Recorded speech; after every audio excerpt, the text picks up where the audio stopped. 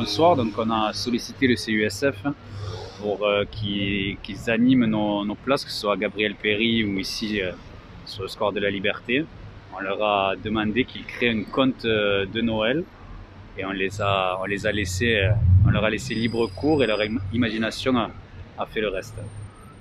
Dans des moments où on est en période de Covid, là, donc c'est arrivé dans une période où nous, ça nous intéressait d'avoir justement un projet culturel à mettre en place pour cette période-là.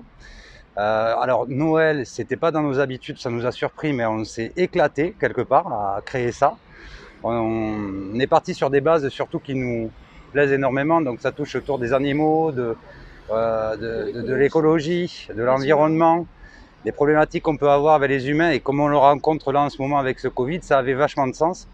Donc on est vraiment parti sur cette thématique et c'est sur cette base-là pour le conte. Voilà, après, ça a été un défi de faire ça toujours pareil en 4 semaines, de faire les écritures, d'imaginer les dessins pour faire les croquis, pour arriver à ce genre de résultat qu'on peut voir derrière ou sur la place de la Pérade. Et puis d'arriver à faire le lien toujours entre les Frontignanais et les Lapéradois, puisqu'on veut toujours essayer de créer justement cette dynamique de village entre les uns et les autres et pas séparer les deux. Et là, je pense que justement, ce conte arrive à lier les deux identités, ces deux quartiers, ces deux grands quartiers, Frontignan, Pérade, qui sont qu'un seul village, Frontignan, Pérade. Donc, il faut qu'on y arrive comme ça.